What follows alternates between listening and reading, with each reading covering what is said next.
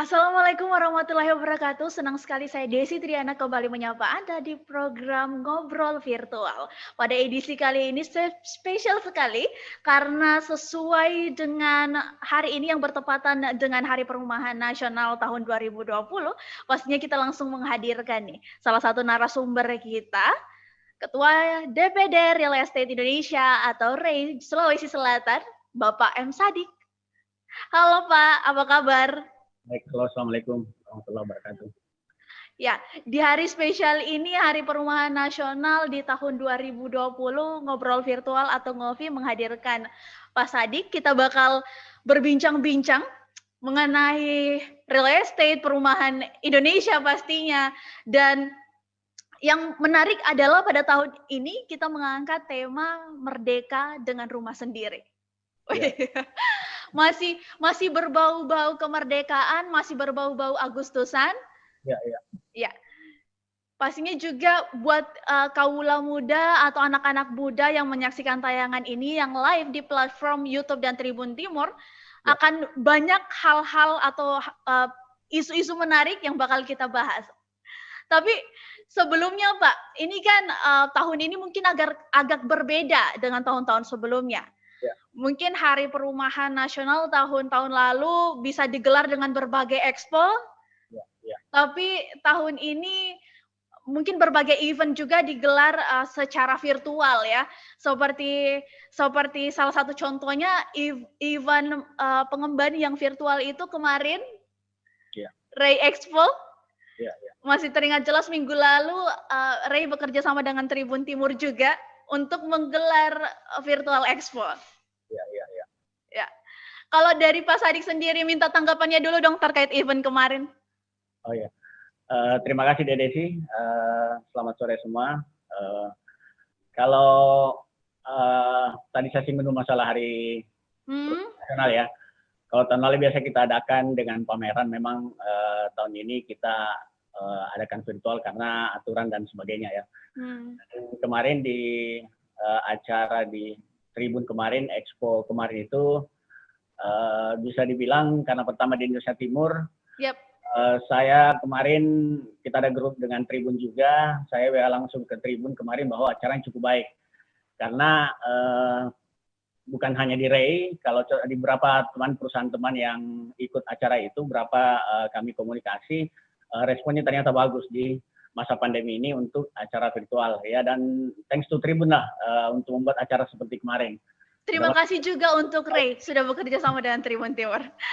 Oke, Pak Sadik, ngomong-ngomong tentang Hari Perumahan Nasional, dari Pak Sadik sendiri, apa sih selain dari mungkin event yang tidak bisa diselenggarakan secara ramai atau harus diselenggarakan secara virtual, apa yang membedakan Hari Perumahan Nasional tahun ini dengan tahun-tahun sebelumnya?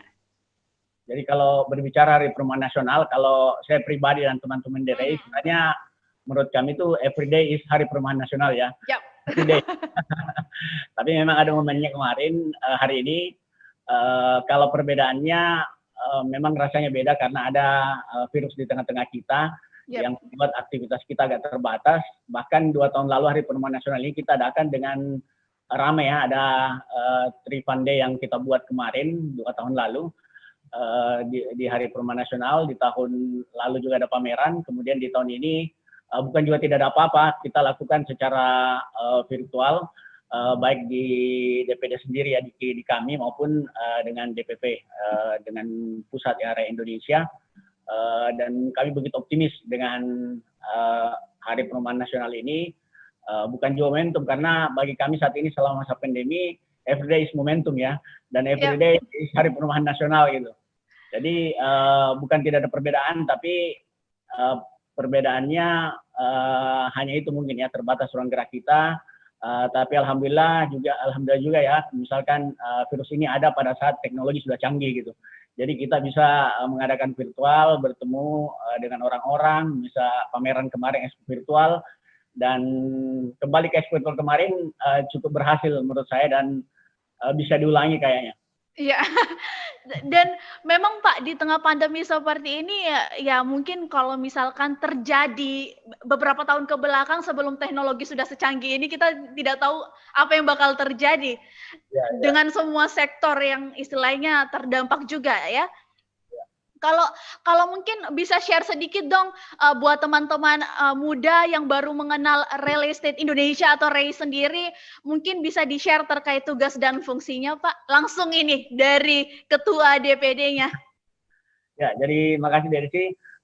Real Estate Indonesia itu berdiri sejak 47 tahun yang lalu ya, oleh Pak Almarhum Ciputra. Real Estate Indonesia adalah gabungan perusahaan pengembang ya, pengembang perumahan terutama, dan juga namanya real estate. Semua bidang real estate itu ada di REI.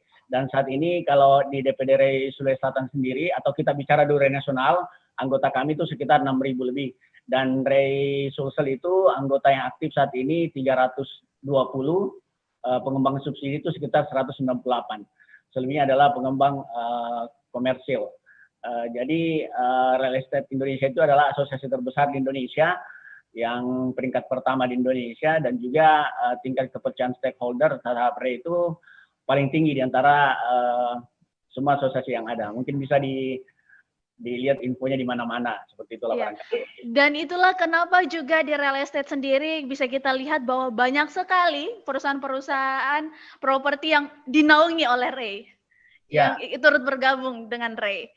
Ya, merdeka dengan rumah sendiri, ini adalah salah satu tema juga yang kita angkat di Hari Perumahan Nasional ini. Kalau dari Pak Sadik sendiri, menganggap atau menilai kalimat seperti itu seperti apa? Kalau merdeka memiliki rumah, sebenarnya saya kembali lagi ya, ini saya terus mengulang untuk membuat semangat para pengembang dan juga para calon pembeli ya, untuk meningkatkan optimisme. Jadi merdeka sebenarnya everyday is merdeka gitu ya. Ya. Merdeka memiliki rumah. Kebetulan bulan Agustus banyak sekali promo teman-teman kita di REI, yang terutama pengembang nasional yang tergabung di REI, karena semua pengembang nasional yang ada di Indonesia itu ada di bawah naungan REI, dan juga pengembang besar lokal ada di naungan REI. Kemarin kami hampir semua membuat promo ya. Temanya hampir sama, yang jelas mengangkat tema merdeka karena bulan Agustus.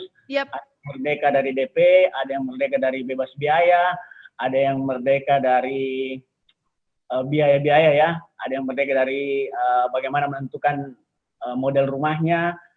Jadi kita begitu optimis di Agustus ini untuk melakukan promo yang terkait dengan kemerdekaan. Tapi sebenarnya merdeka itu, saya ulangi lagi, setiap hari kita merasa merdeka, kapan saja bisa beli rumah, dan stok sekarang lagi ada, dan juga promo-promo di Agustus ini, dan tiap harinya semakin baik dan semakin membuat orang semakin mudah memiliki rumah, begitu Desi.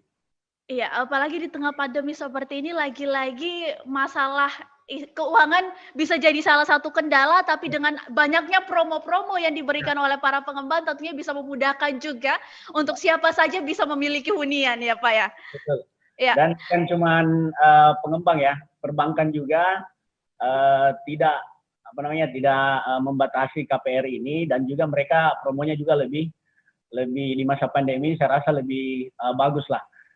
Artinya kita dan perbankan sejalan, bagaimana supaya masyarakat memiliki rumah lah, seperti itu Desi.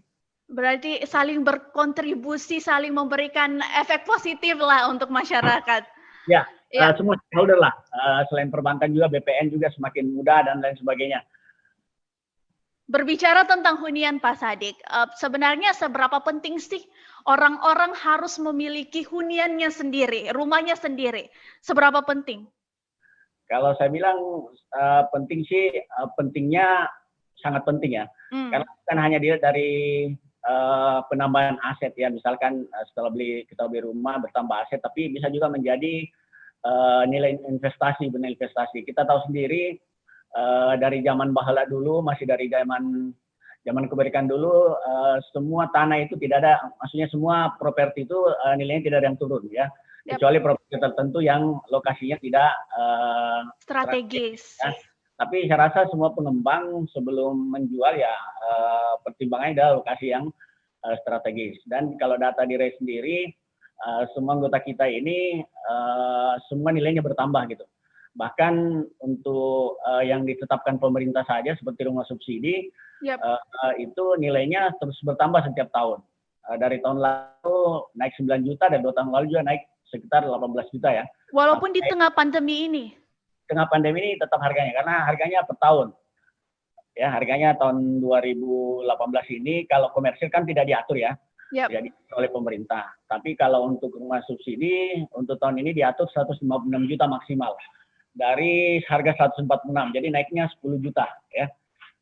Ya, lumayan lah ya naiknya. Saya ambil rumah tahun lalu, jual tahun ini sudah untung 10 juta lah. Ya, benar sekali. Jadi memang hunian tidak sekedar hunian, ibarat kata kita juga bisa menabung, bisa berinvestasi terhadap apa yang kita miliki gitu. Apalagi kan harga rumah tiap tahunnya pasti selalu naik, selalu naik. Kalau di Sulsel sendiri, mungkin adakah data dari REI yang bisa istilahnya bisa mencangkup tentang orang-orang yang belum memiliki hunian sampai sekarang? Ya, kalau ini terakhir ya, data BPS yang valid terakhir dari BPS ya. Iya.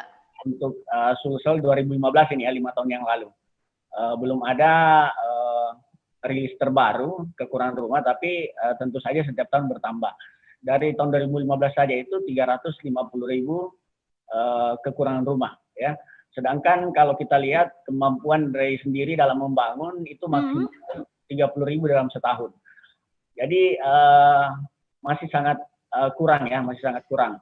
Namun yang saat ini kita petakan kekurangan 350.000 itu ada di daerah mana saja. Itu kami lagi bekerja sama dengan pemerintah untuk menentukan atau menetapkan daerah-daerah mana yang kebutuhan rumah itu sangat tinggi di daerah tersebut. Jadi data itu juga menggambarkan bahwa penduduk semakin bertambah, kemudian semakin banyak pernikahan setiap tahun ya, semakin banyak orang yang berumah tangga dan semakin banyak pendatang juga di Sulsel karena Sulsel ini daerah destinasi bisnis. Jadi betul-betul kebutuhan rumah itu semakin meningkat. Bahkan kalau kita lihat beberapa pengembang juga saat ini di tengah kota membangun high rise ya. Iya. Apartemen gitu. Dan alhamdulillah kalau kita minta datangnya juga mereka tidak juga berhenti menjual, tetapi ada saja pembelinya seperti itu. Walaupun mungkin di tengah pandemi ya harus tetap survive ya, tidak bisa dipungkiri juga ya. Ya, kalau survive pasti ya, kita harus survive, dan disinilah juga disaring pengembang atau perusahaan yang mana bisa survive di masa pandemi ini. Tapi memang survive kita tidak bisa sendiri ya. Semua stakeholder, semua vendor, stakeholder, dan semua penentu kebijakan, alhamdulillah ikut serta dalam survive-nya properti ini ya. Ada beberapa stimulus yang didapatkan baik dari pemerintah pusat, baik itu dari hulu sampai hilir ya, baik ke pengembangnya maupun ke KPR-nya. Contoh misalkan di masa pandemi ini, hampir semua KPR, kredit pendidikan rumah, yang orangnya terdampak COVID ya, semua direstrak, tidak membayar apa-apa sampai tahun depan atau hanya membayar setengah tergantung kemampuannya.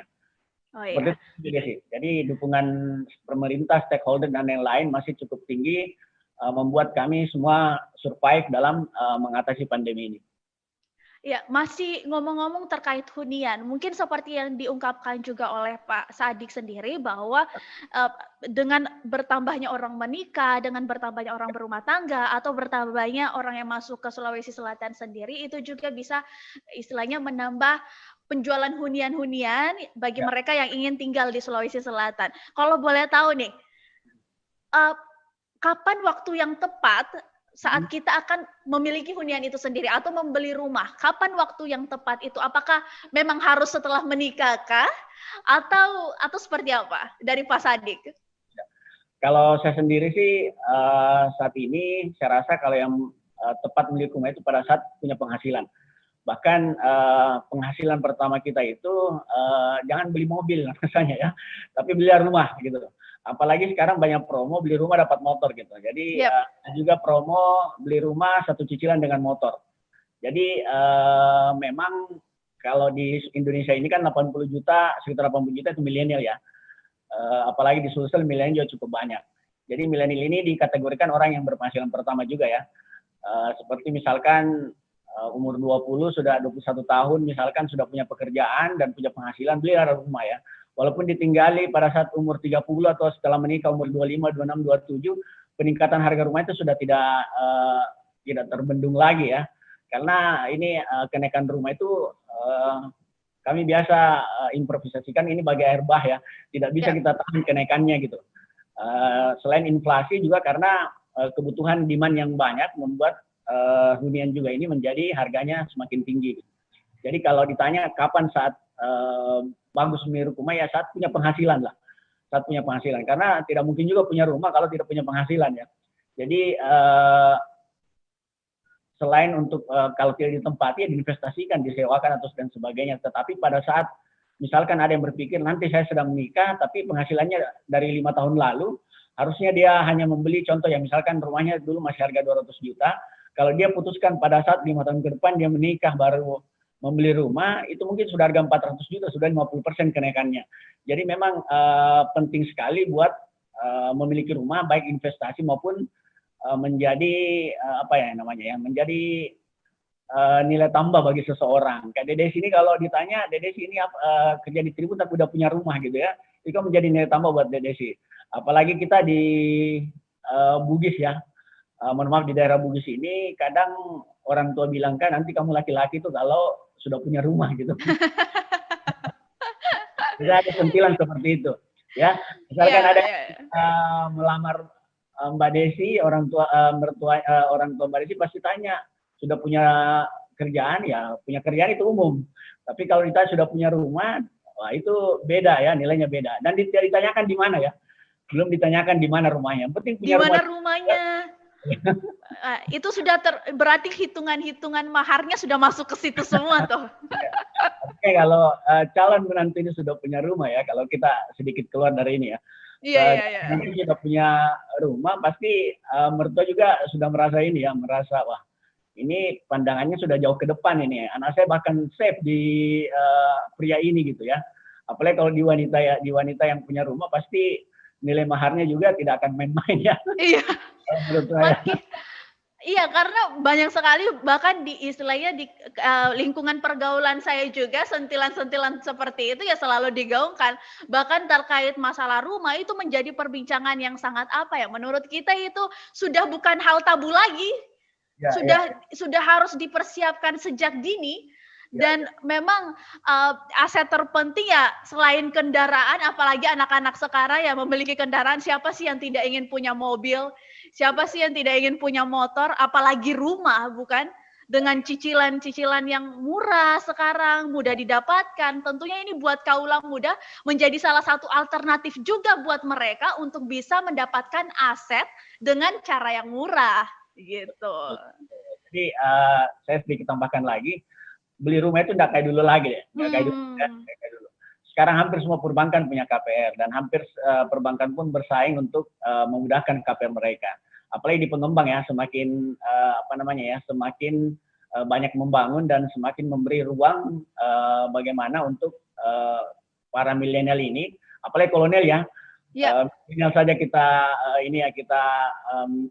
himbau untuk beli rumah, apalagi di kaum kolonial yang terlambat memiliki rumah ya, belum ada kata terlambat, masih bisa saat ini ya, daripada tunggu sampai sepuh ya, tunggu sampai apalagi milenial juga saya rasa tidak punya alasan lagi untuk memiliki rumah. Bahkan ada perbankan sekarang sampai 30 tahun bisa KPR loh.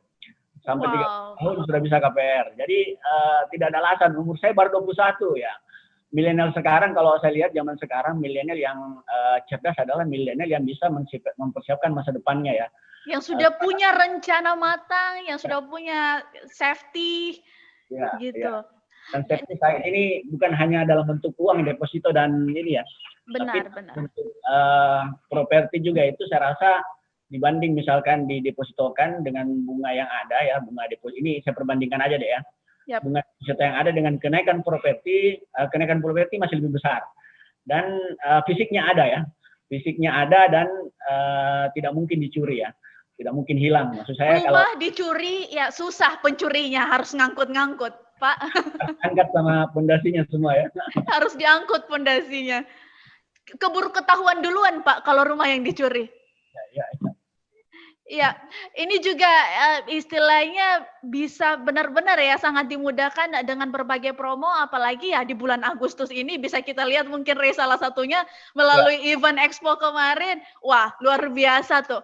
Beberapa pengembang sudah masuk di situ menawarkan promo dan promonya bukan promo yang berapa persen, yang merdekanya memang benar-benar merdeka setiap hari lah. Betul deh. Ya. Makanya tagline dari Merdeka Everyday itu memang pas banget sepertinya Pak. Kalau sudah seperti itu kan. Itu untuk menyemangati kami dan menyemangati para calon pembeli rumah bahwa merdeka itu bukan harus di bulan Agustus dan bukan harus di Hari Perumahan Nasional. Jadi everyday is freedom lah ya, freedom bagaimana kita bisa merdeka memiliki rumah, tapi satu syaratnya harus punya penghasilan, itu saja mungkin. Kalau penghasilannya mungkin bisa dibongkar dong, minimal penghasilan berapa? Saya rasa dengan UMR yang ada udah cukup lah ya. Apalagi kalau milenial yang ngambil 30 tahun itu mungkin hanya sekitar 700 ribuan sebulan ya. Kalau 20 tahun sekitar 900 ribuan ya sebulan. Kalau 900 itu kalau misalkan milenial selalu nongkrong, mungkin 5 kali nongkrong harusnya sudah bisa ini ya. Sudah bisa, apalagi saat ini DP tidak menjadi handicap lagi, tidak menjadi suatu penghalang atau tidak menjadi tidak menjadi penghalang lagi untuk bagaimana orang memiliki rumah. Karena DP sekarang juga lebih fleksibel baik di pengembang maupun di perbankannya ya. Ada yang DP-nya bisa dicicil 0%, ada yang DP betul-betul 0 ya. Jadi semua pengembang berpikir bagaimana mengatasi backlog perumahan ini atau bagaimana mengatasi kekurangan rumah. Backlog itu kekurangan rumah ya. Bagaimana bisa mengatasi itu dan juga bagi calon user lebih yakin lagi bahwa rumah itu adalah number one priority lah ya untuk saat ini, untuk investasi dan masa depan. Dan juga lewat media juga seperti Tribun ini kita harapkan ada edukasi terutama milenial, apalagi kolonial ya, terutama milenial bagaimana pentingnya berinvestasi dari sekarang ya. Jangan nanti baru menyesal kemudian hari ya. Kenapa tidak beli rumah dari saat saya masih segar bugar gitu ya, masih apel gitu. Karena apalagi ya mungkin untuk kolonial ya yang sudah istilahnya sudah tidak punya waktu, kan ada anak-anaknya tuh. Ya, betul. Ya, anak-anaknya yang masih milenial. Nah, itu lagi tuh yang didorong. Harus secepatnya bisa istilahnya punya pelampung untuk menyiapkan persiapan untuk orang tua. Apalagi anak muda seperti kita, siapa sih yang tidak mau membahagiakan orang tuanya, apalagi dikasih rumah gitu kan? Iya. Pak Sadik, tentang masa pandemi. Di masa pandemi seperti ini, dari Ray sendiri pastinya ya, selain promo-promo dan event-event virtual yang dilakukan untuk terus survive di tengah pandemi seperti ini, dan seperti yang dikatakan oleh Pak Sadik sendiri bahwa mencegah agar tidak adanya kekurangan rumah setiap tahunnya, apa yang dilakukan Ray selain hal-hal yang tadi saya sebutkan? Jadi kalau kita flashback misalkan deh ya, pandemi ini ada di bulan Maret kemarin ya. Maret awal. Maret awal. Di Maret, April sampai Mei mungkin memang masa-masa survive kami di situ ya. Masa-masa di mana pembeli kurang, apalagi apalagi incaran kami para pegawai-pegawai, misalkan pegawai hotel yang bergerak di pariwisata, pegawai toko, rumah makan dan lain sebagainya kan kemarin pada tutup ya, pada tutup. Jadi memang pandemi ini membawa memberi kita juga pelajaran yang sangat berharga sebenarnya. Di masa sulit kemarin begitu banyak mengajarkan kita bagaimana supaya bertahan dan bagaimana supaya tetap mengedukasi masyarakat bahwa pandemi ini kami arahkan tidak ada hubungannya dengan pandemi, masalah rumah ini ya. Memiliki rumah, pandemi atau tidak pandemi memang masih penting ya, masih prioritas. Dan yang kita sudah lakukan adalah memberikan kemudahan bagaimana memiliki rumah dan menyesuaikan dengan kemampuan user sendiri. Contoh misalkan yang saat ini lagi dipotong gajinya lah, kira-kira seperti itu. Jadi kita bisa bukan mengakali juga, kita bisa mengambil produk dari perbankan yang cicilannya di awal kecil, tapi nanti karena keyakinan kita dan kerja keras pemerintah dan kerja keras kita semua, ekonomi bakal naik dan sudah ada tanda-tanda yang saat ini ya, sudah nyata di depan kita bahwa ekonomi sudah mulai naik ini, sudah mulai take off lagi ya. Jadi maksud saya sudah banyak yang kita lakukan di masa pandemi ini tidak berpengaruh di bisnis kami secara umum atau tidak di perumahan secara umum. Jadi juga kemarin ada juga yang kita lakukan seperti membuat tim ya, dari pemerintah, apalagi sekarang ada PEN ya, Pemulihan Ekonomi Nasional, dan juga salah satu penopang dari kalau kita berbicara Sulsel, selain pertanian dan ekspor ya, perdagangan, properti ini ikut menopang karena di properti ini ada 174 bisnis lain yang ikutan ya, yang ikut bergerak kalau properti bergerak. Jadi yang kami lakukan selama masa pandemi ini itu kemarin dan terus intens dengan pemerintah bagaimana supaya 174 bisnis yang ikutan di properti ini tidak mati lah ya, tidak mati. Dan alhamdulillah kemarin juga dirilis oleh Bank Indonesia untuk triwulan ketiga ini diperkirakan kenaikan properti atau KPR ya 50% dari triwulan kedua gitu. Jadi dari Juni hingga September nanti sudah diperkirakan 50 dan sekarang kan akhir bulan Agustus, jadi perkiraan itu mungkin tepat ya. Dan kami juga merasakan bahwa di mulai Juni itu setelah pemerintah membuka ruang atau new normal kembali, walaupun belum terlalu normal, saat ini new normal ini sudah memberi efek yang besar buat para calon-calon pembeli rumah. Di kami juga ya, intinya dari hulu sampai hilir mulai bergerak setelah normal kembali. Sekarang kalau kita lihat jalan-jalan sudah macet ya. Sudah mulai aktif kembali di jalan. Mall sudah mulai ramai, kemudian toko sudah buka, rumah makan sudah buka, kafe sudah buka, ya itulah pembeli-pembeli rumah yang kemarin tidak jadi beli rumah, akhirnya saat ini membeli rumah kembali. Begitu mungkin untuk saat ini, Desi. Saya juga ingin mengutip sedikit nih pernyataan dari Menteri PUPR yang terbaru, Basuki Hadi Mulyono dalam sambutan pada acara pameran properti Sabtu pada 22 Agustus lalu. Ya, dia sempat bilang bahwa sektor properti itu ternyata menjadi satu leading sektor dalam masa new normal ini karena memiliki multiplier effect yang besar dalam menggerakkan lebih dari 140 industri. Ya, berarti ini kan bisa dikatakan bahwa sektor dari properti ini sendiri memiliki dampak yang besar untuk perekonomian masyarakat Indonesia. Ya. Untuk pemulihan itu sendiri, kalau tanggapan dari Pak Sadik seperti apa?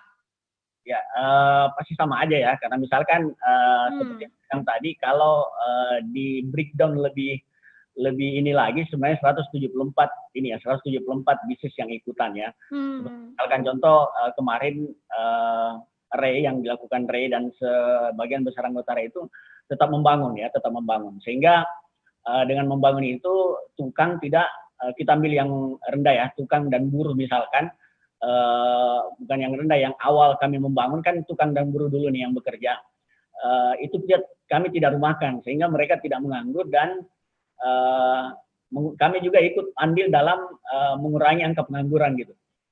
Dan mungkin Desi lihat sendiri, di mana ada perumahan bukan 1-2 tukang, itu ada puluhan minimal ya tukang yang ada di situ. Bukan kayak sektor lain, misalkan di toko hanya 5 orang, 6 orang. Tapi kalau di proyek, itu banyak sekali deh ya, banyak sekali. Kemudian yang 140 yang dikatakan atau 174 yang kalau REI rilis ya, 174 bisnis yang ikutan itu, kita bayangkan kalau bergerak semua, bagaimana perekonomian bisa bergerak. Dan bisnis properti memang sedikit unik, karena memang itu tadi yang Menteri bilang saya 140, kalau dari REI sendiri 174 ya, yang ikutan. Jadi banyak yang bergantung hidup dari sektor properti ini ya. Dari sektor properti banyak yang menggantungkan hidupnya atau nafkahnya di ikutan dari properti ini.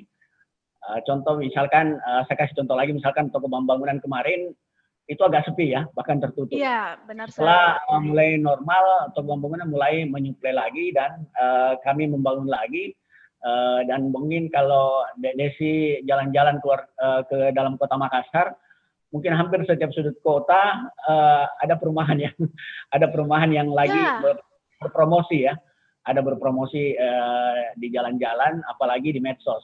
Kalau di medsos itu melintas banyak sekali promo yang ada di situ dari pengembang-pengembang gerai Sulsel tentunya.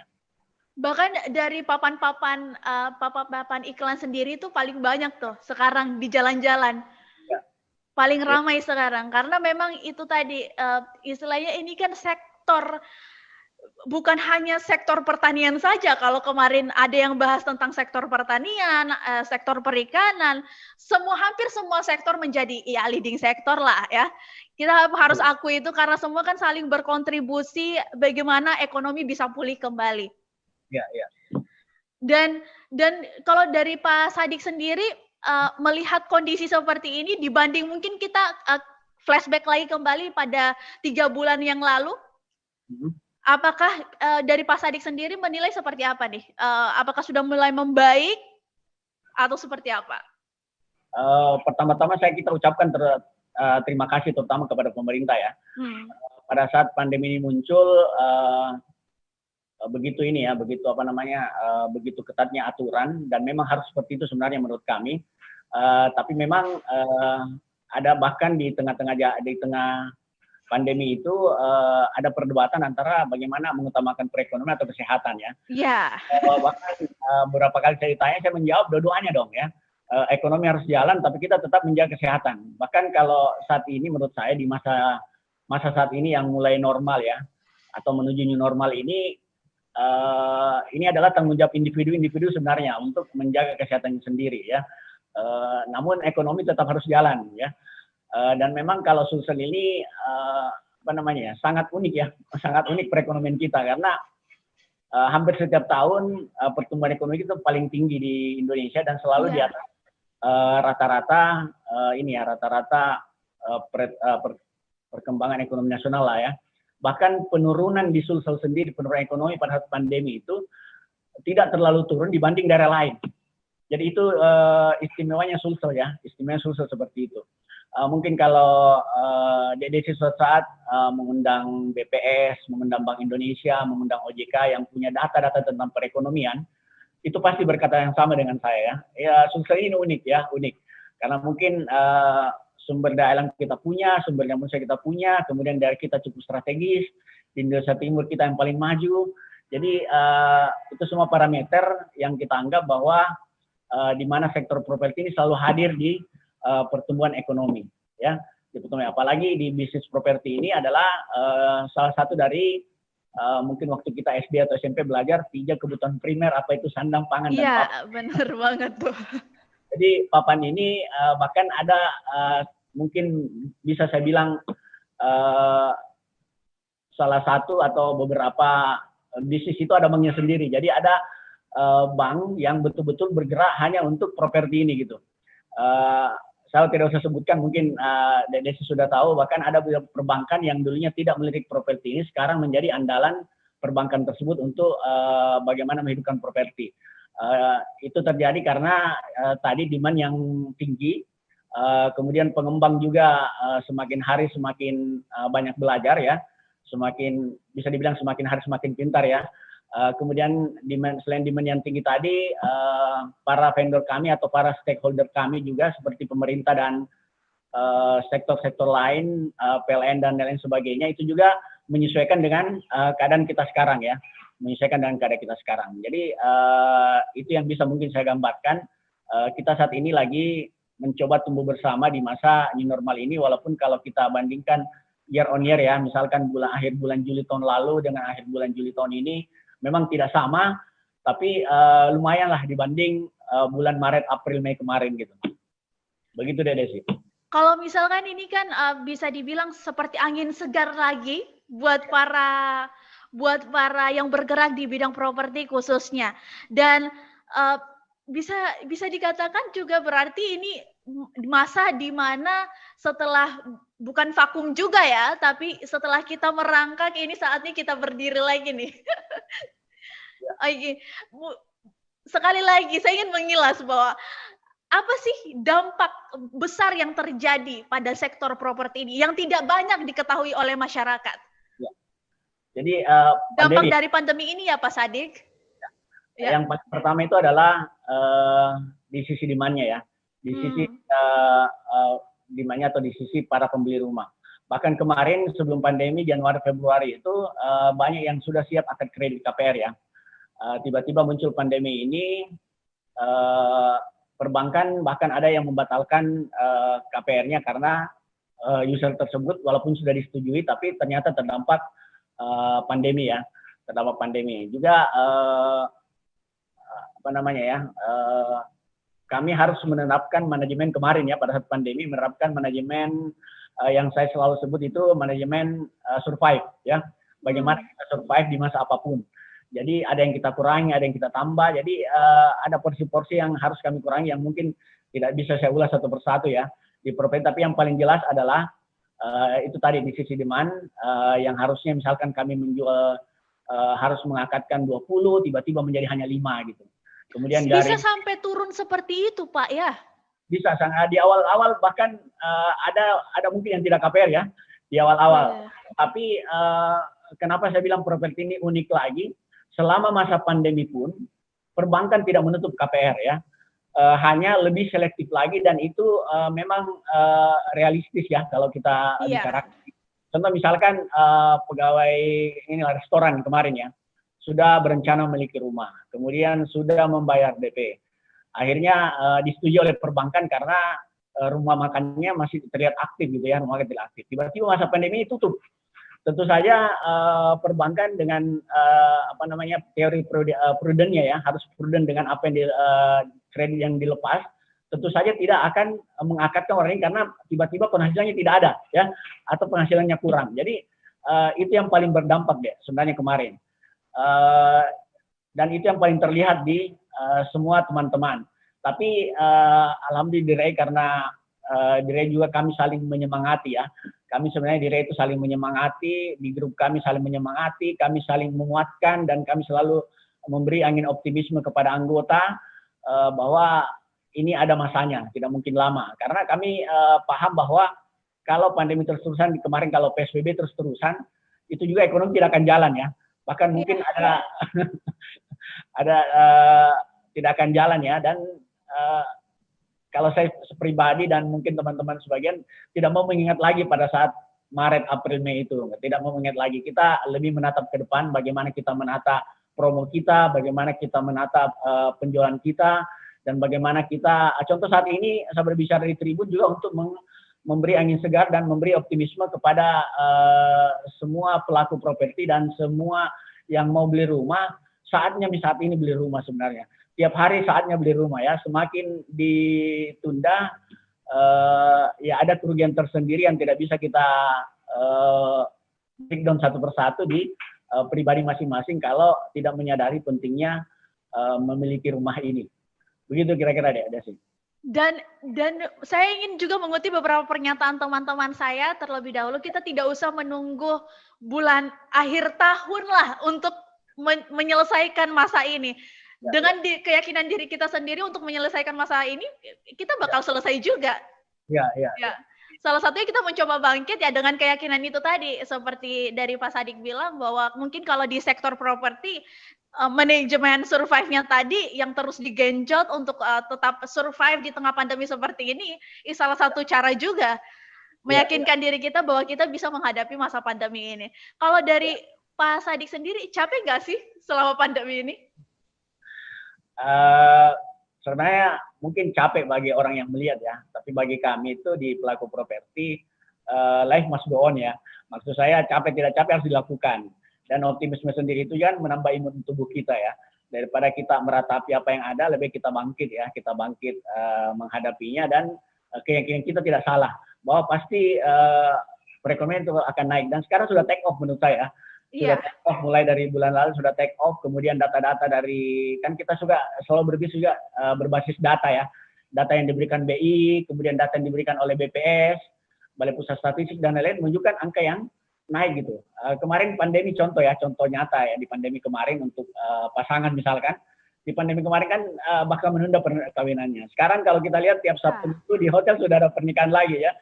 Jadi kami tuh pelaku properti senang kalau ada acara seperti itu. Jadi perekonomian mulai kembali ya, mulai kembali. Yang kami lagi tunggu ini bagaimana pendidikan ya, karena sangat berpengaruh juga dengan properti ya. Maksud saya di sektor pendidikan banyak juga calon pemberi rumah kami yang ada di sektor itu. Kami tunggu bagaimana kebijakannya. Mungkin next time Desi bisa undang ya orang-orang punya pendidikan. Nanti ngobrol bareng. Ya. Kita dengar juga. Jadi seperti itu deh, mulai take off lah saat ini ya. Mulai take off, kemudian optimisme kami lebih menguat, dan keyakinan kami waktu masa pandemi sekarang terbukti bahwa life must go on dan semua harus dihadapi ya. Cuma bedanya mungkin tribun aja saya lihat ini ya, sekarang tribunnya pakai masker nih ya, anunya ya. Bang tribunnya sekarang pakai masker ya. Logonya, logo itu hanya bentuk logo saja Pak. Ya, tapi itu hanya bentuk logo sebagai menggambarkan situasi terkini kita terhadap masa ini kan, seperti edukasi, itu. Ya, edukasi harus pakai masker gitu ya. Iya, harus pakai masker. Tetap harus menjaga protokol kesehatan, Pak. Sekalipun sudah mulai memasuki masa new normal, pemakaian masker itu adalah salah satu hal penting, ya kan Pak? Saya tambahkan aja deh. Jadi kami di REI kemarin sudah mengagendakan di Desember ada pameran yang sudah ini juga bukan virtual lagi ya. Wah, ini salah satu kabar yang pastinya dinanti-nantikan nih. Ya. Kami sudah rancang di Desember itu kita buat pameran tapi tetap menjaga protokol kesehatan ya. Kalau misalkan dulu bisa 40 stand, sekarang 30 sambil virtual. Mungkin virtual saat ini dengan adanya kemarin mungkin diadakan per bulan juga barangkali it's okay ya, karena belum semua anggota kita kemarin ikut di acara expo virtual kemarin. Tapi dengan testimoni teman-teman semua, mereka rasanya kayaknya mau ikut lagi ya, mau ikut yang belum ikut kemarin, mudah-mudahan ikut kalau tribun adakan lagi seperti itu. Tapi harapannya sih Pak bisa langsung sih, nggak virtual lagi. Kita harapannya sih virus ini cepat segera berakhir supaya masyarakat juga bisa beraktivitas sebagaimana biasanya, bukan new normal ya, tapi kembali normal. Yeah. Back to normal lagi, bukan new normal. Pak, ini pasti juga yang menjadi pertanyaan dari banyak masyarakat. Di REI sendiri tuh apa-apa saja sih yang istilahnya saat ini sedang difokuskan untuk membangkitkan kembali lagi geliat-geliat masyarakat untuk membeli rumah? Ya, jadi di Real Estate Indonesia sendiri itu mungkin tidak berlebihan kalau saya bilang setiap hari itu ada webinar ya yang kami adakan dengan stakeholder kami. Jadi DPD dan DPP begitu agresif dalam membuat webinar yang berhubungan dengan bisnis kami ya. Bagaimana kami meramu kembali di masa seperti ini. Jadi di kami sendiri ini saat ini bukan transisi lagi ya, tapi kita sudah kami sudah normal kembali lah seperti ini ya. Kita sudah merasakan kenormalan kembali, dan juga teman-teman yang kami tanyakan yang dulu mereka rumahkan sudah kembali dipanggil, dan juga yang kami kemarin ya, yang kami tidak lakukan di masa pandemi sekarang kami sudah lakukan. Misalkan seperti canvassing ke jalan-jalan sudah mulai lagi ada, kemudian baliho yang kemarin kita anggap tidak ada artinya sekarang sudah ada artinya kembali ya. Sudah mulai terpasang lagi. Ya, tolong diulangi pertanyaan terakhir. Pas ada WA tadi. Gimana? Yang pertanyaan terakhir, sorry. Yang terakhir tadi. Yang terakhir tadi, apa yang dilakukan REI untuk menggenjot kembali nih niat beli masyarakat terhadap rumah atau hunian?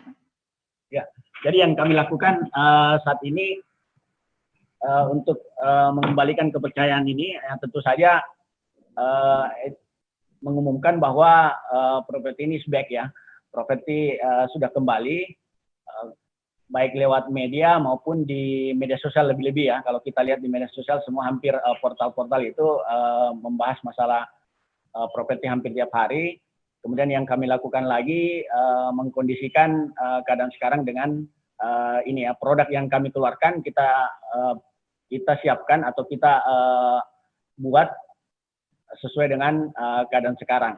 Dan juga yang kami lakukan juga di REI sendiri ini itu tadi ya, webinar setiap hari untuk lebih kita dan lebih mengetahui kondisi terkini saat ini seperti apa stakeholder kami yang selalu berhubungan dengan kita. Alhamdulillah untuk saat ini memang semua stakeholder back to normal lagi ya, kembali ke normal. Yang dulunya kantornya tutup ya, bahkan ada kantor pemerintahan tutup, sekarang alhamdulillah sudah mulai buka ya dan melayani kembali sektor properti ini. Dan juga yang kami lakukan tentu saja promosi ya, promo yang ada. Dan tadi yang terakhir yang akan kita lakukan adalah mengembalikan pameran tatap muka ya. Jadi di properti kalau virtual terus, biasanya ini virtual yang kami dapatkan kemarin adalah promo pertama ya, artinya kami mengguide user supaya tertarik. Tapi bagaimana kami menjadikannya membeli rumah kita memang belum bisa dibuat virtual semua. Kayak misalkan DDC saat ini naksir dengan ada rumah karena harganya tidak sedikit dan juga mungkin untuk kepentingan jangka panjang, pasti DDC ini ingin melihat fisiknya, ya, ingin melihat langsung visi yang ada di virtual tersebut. Dan itu juga akan dilakukan pada saat pameran tatap muka nanti ya. Biasanya kan kalau tatap muka begitu tertarik, kami sudah siapkan kendaraan untuk langsung cek lokasi. Kalau yang saat ini virtual, mereka tertarik, mereka masuk Instagram kami atau menghubungi marketing kami dan janjian. Jadi ada perlambatan sedikit ya. Masalah tuntasnya dari survei lokasi itu sendiri ya, dari minat sampai KPR gitu, ada perlambatan sedikit, tapi itu kami sudah atasi ya. Dan di RE sendiri itu kan maksud saya di RE sendiri itu punya cara manajemen survei sendiri-sendiri ya. Seperti jadi, apa tuh Pak? Boleh dong diungkap sendiri, siapa tahu ada calon-calon pengembang juga yang saat ini sedang menyaksikan tayangan ini. Kalau bicara seperti itu, kami juga bekerja sama dengan ada bank ya, tidak usah saya sebutkan perbanknya, untuk mengedukasi para calon pengembang. Bahkan mereka membuka kelas ini ya, kelas daring ya, kelas online. Dan kami juga 2 tahun lalu, dan kami akan buat lagi di masa new normal nanti, pelatihan menjadi menjadi developer tangguh ya. Tangguh dalam artian ini untuk pemula ya, untuk yang belum experience-nya belum panjang dan baru mau beranjak ke bisnis ini, itu ada pelatihan sekarang ya, ada pelatihan dilakukan perbankan. Dan juga yang RE akan lakukan mungkin di bulan Desember atau Januari pada saat masa new normal, karena 2 tahun lalu kita adakan begitu membludak pesertanya ya. Jadi membahas bagaimana properti ini di awal sampai dari hulu hingga hilir, bagaimana mengelolanya. Tapi memang harus pengalaman yang paling menentukan sebenarnya ya. Tapi dengan adanya pelatihan ini yang diadakan ini, itu mengurangi resiko kerugian yang bakal dihadapi oleh para pengembang yang pemula ya. Dan di RE sendiri pengembang pemula itu banyak. Jadi yang kami ikutkan kemarin di pelatihan tersebut adalah pengembang yang baru bergabung di RE kemarin. Jadi itu juga kesimpulan RE ya. Kami tidak melepas anggota kita begitu saja, tapi menawarkan pendidikan buat mereka bagaimana menjadi developer yang tangguh ya, bagaimana menjadi developer yang baik. Dan tidak main-main ini ya, pematerinya langsung dari perbankannya ya. Kemudian langsung dari pengembang yang sudah kita tahu namanya, karena di RE itu istimewanya hampir semua, bahkan semua ya, semua pengembang nasional yang pernah ada dengar, baik Ciputra dan lain sebagainya, itu adalah anggota RE. Jadi mereka bersedia menjadi pembicara-pembicara pada saat kami bekerjasama dengan perbankan untuk melakukan pelatihan yang saya sebutkan tadi deh. Ya seperti itu mungkin dari sini. Berarti ini istilahnya segala inovasi telah dilakukan RE untuk menyambut kembali para calon-calon penghuni rumah lah yang akan membeli rumah di bawah naungan RE itu sendiri. Dan sekali lagi ini Pak, luar biasa survive-nya tadi dirincikan satu persatu berbagai inovasi, webinar lah, apa segala macam. Ini salah satu yang perlu dilihat oleh masyarakat juga, bahwa saat ini adalah mencari kemerdekaan untuk hunian itu sendiri adalah diri kita sendiri sebenarnya poinnya. Betul. Ya. Betul. memerdekakan diri kita dengan memiliki hunian adalah ya dengan diri kita sendiri, punya gaji yang istilahnya sudah sesuai dengan UMR itu sudah bisa membeli rumah. Iya, iya, begitu. Kalau pasti juga ada yang mau bertanya nih, karena ini mungkin jadi pertanyaan saya juga pastinya ya. Tips untuk membeli rumah. Ya, oke, baik ya. Iya, tips untuk membeli rumah yang istilahnya sesuai dengan budgeting lah, apalah segala macam. Ala dari ketua DPD Ray Sulsel. Jadi saya tidak terlalu teoristis ya. Ya, oke, baik. Ini saya berdasarkan pengalaman saja. Jadi pertama itu tips membeli rumah yang pertama adalah kalau kita ini sudah punya penghasilan ya, dan yang paling penting sudah punya niat ya. Biasanya niat itu betul-betul mendorong kita bagaimana supaya penghasilan itu cukup untuk rumah yang kita idamkan ya. Niat, kalau sudah ada niat, biasanya kan orang bilang ada niat ada jalan ya. Yep. Jalannya juga itu niat dan jalan itu jadi dibantu oleh pengembang dan perbankan biasanya. Jadi jangan merasain bahwa gaji saya sudah segini, saya tidak bisa beli rumah. Oh jangan dulu, tanya pengembangnya dulu, tanya marketingnya dulu, dan tanya perbankannya. Karena banyak sekarang produk yang memudahkan untuk membeli rumah. Jadi tipsnya yang pertama niat dulu ya, harus ada niat. Di mana-mana niat itu harus ada. Kemudian disesuaikan dengan aktivitas kita ya. Misalkan kan banyak juga budaya kita tidak mau jauh-jauh dari rumah keluarga atau rumah orang tua. Ya, benar. Juga yang tidak mau jauh-jauh dari tempat aktivitasnya atau kantornya. Misalkan Desi pasti cari di dekat tribun. Tapi sorry to say ada juga yang tidak tahu diri ya. Mau beli rumah tengah kota tapi gajinya belum cukup gitu ya. Dipaksakan bahkan macet jadinya. Jadi sesuaikanlah dan percayalah bahwa Makassar ini atau Sulsel ini akan berkembang ya. Saya kasih contoh misalkan. Kalau saat 10 tahun lalu atau 5 tahun lalu rumah yang murah itu masih ada sekitar di Antang ya. Antang, kemudian di sekitar Taman Andrea ya. Kemudian di sekitar Hertasi Baru itu masih area rumah murah. Tapi saat ini coba lihat ya. Coba lihat saat ini. Area yang saya sebutkan tadi, Antang, kemudian BTP juga masih murah dulu ya. Sekarang coba lihat berapa harganya saat ini. Jadi kalau yang tidak membeli dulu pasti sudah akan misal saat ini. Jadi tentu sesuaikanlah apa yang tadi saya bilang, apakah dengan budgeting warga, apakah mau dekat aktivitas kantor, atau memang mau mandiri ya, mau di mana saja, yang penting bisa beli rumah dulu. Itu ya salah satu keputusan penting juga ya. Misalkan yang saat ini rumah murah, kalau di sekitar Makassar itu di Moncongloe, kalau di Maros, kemudian di daerah Patalasan, kalau di daerah Gua misalkan ya. Sekarang memang kelihatan masih jauh ya, tapi kalau tiap hari kita lihat jadi dekat. Dan pengembangan itu akan ke sana gitu ya. Karena manusia semakin bertambah ya, manusia semakin bertambah. Jumlah kelahiran saja kalau BPS itu luar biasa kenaikannya ya. Jumlah yang menikah tiap tahun itu semakin meningkat. Jumlah kelahiran juga makin meningkat. Jadi kapan kita harus ambil rumah ya sekarang gitu. Jangan tunggu lahir yang lain menikung kita dan mendapat rumah gitu. Ini rata-rata gara-gara banyak tagline yang seperti kayak jodoh saya mungkin ibaratnya kalau orang yang mau cari jodoh ya Pak ya. Jodoh saya mungkin ya belum lahir. Biasa itu yang buat jodohnya malah tertunda loh Pak. Karena nunggu yang baru lahir dulu baru bergerak. Iya, iya. Jadi itu tipsnya. Kemudian yang penting juga kenali pengembangnya ya. Kenali pengembangnya atau investigasi kecil-kecilan terhadap pengembangnya. Apa pengembang ini betul-betul beneran atau ini adalah pengembang abal-abal. Abal-abal dalam artian sebenarnya dia tidak niat untuk membangun rumah tapi hanya berniat untuk untuk meraih Anda punya DP ya. Ada seperti itu juga yang menjadi pengembang hanya untuk meraih keuntungan di awal tapi tidak melanjutkan pembangunannya di akhir. Jadi itu juga perlu di tipsnya, kenali pengembangnya, kemudian lihat lokasinya memang apakah lokasi berkembang atau tidak.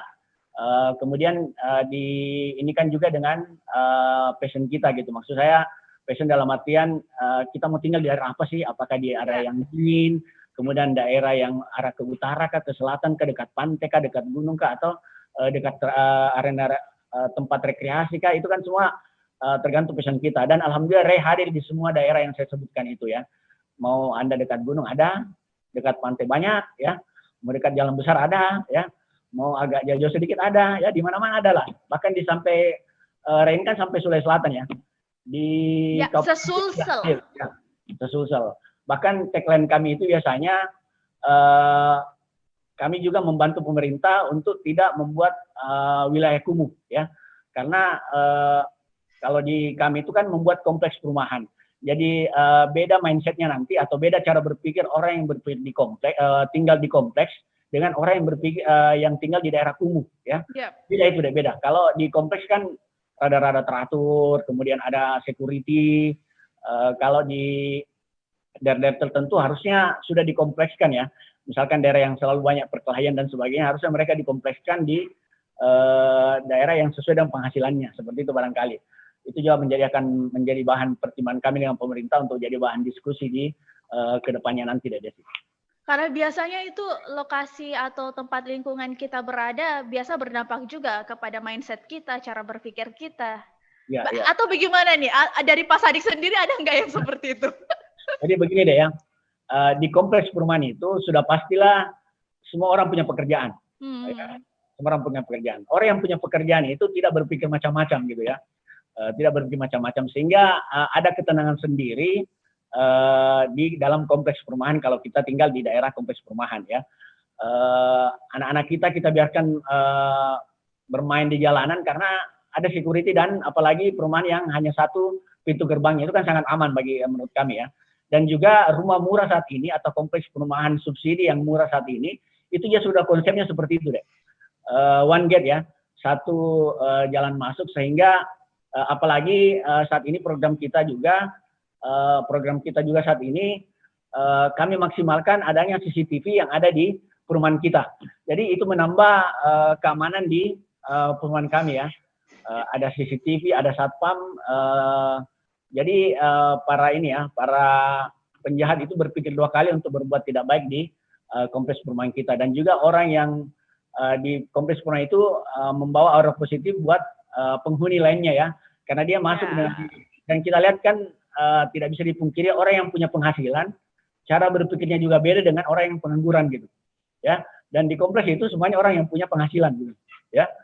Nah, itu mungkin Desi sedikit gambaran kenapa harus beli rumah saat ini gitu ya. Ya benar. Dan mungkin ini yang terakhir bahwa ada closing statement juga dari Pak Sadik, siapa tahu ya, untuk bisa membangkitkan lagi gelora membeli ini para masyarakat yang supaya tidak takut lagi membeli di era new normal ini di masa kondisi ekonomi yang sedang merangkak naik saat ini.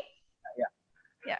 Jadi yang teman saya mungkin dari sisi hulu dari teman-teman saya di pengembang kita terus optimis dan kita terus saling menguatkan untuk bagaimana membangun properti ini menjadi bagian dari pembangunan kita tadi ya.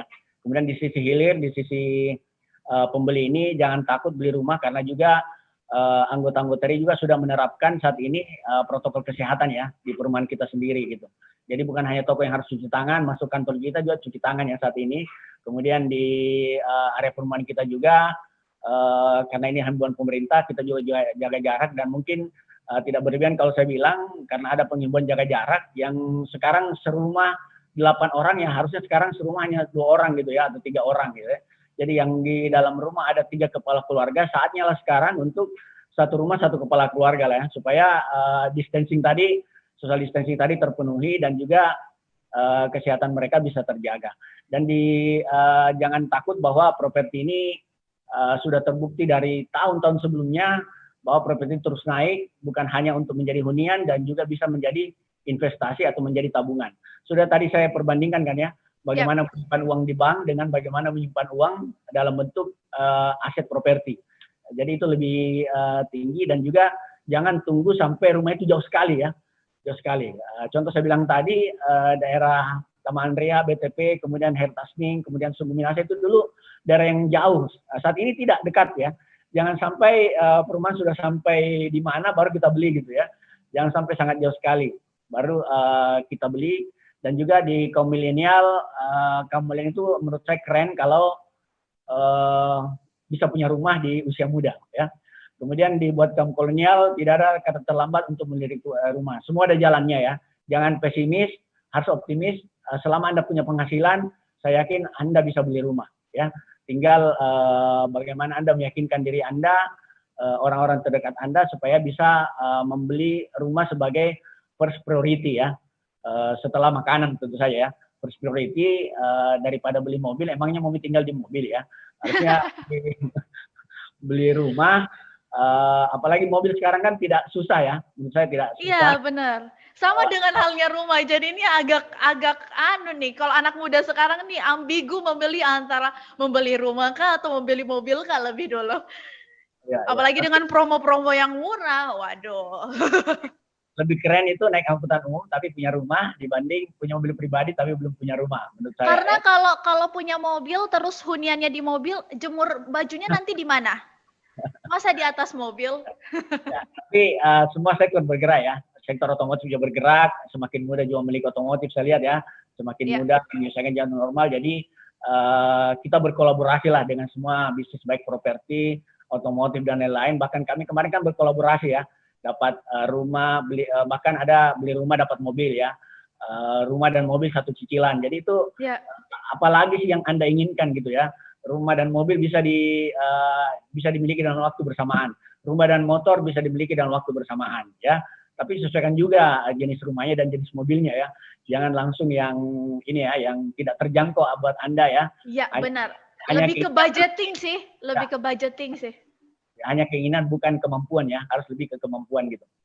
Jangan sampai selera tinggi ekonomi rendah. Itu dia bilang, ya, bukan saya. Enggak, tagline juga yang berseliweran di luar tuh. Itu kan bahasa milenial, ya. Iya. Oke, sekali lagi terima kasih banyak atas waktunya Pak Sadik, obrolan yang sangat menarik. Sekali lagi akan angin segar juga di sektor properti, bahkan menggeliat, ya, semua lini sektor berlomba-lomba untuk bisa membangkitkan lagi perekonomian Indonesia pastinya. Dan sukses selalu Pak Sadik dengan Ray-nya, dengan Zarindah Grupnya juga. Makasih deh. Dan terima kasih buat kalian yang telah menyaksikan tayangan ini. Jangan lupa untuk saksikan terus Ngobrol Virtual, pastinya dengan narasumber menarik lainnya. Obrolannya bakal seperti ini nih, seasik ini nih, seperti obrolan saya dan M Sadik pastinya. Dan sekali lagi terima kasih banyak. Sampai jumpa di Ngobrol Virtual berikutnya. Sampai jumpa juga Pak Sadik. Ya, Assalamualaikum warahmatullahi wabarakatuh. Waalaikumsalam warahmatullahi wabarakatuh.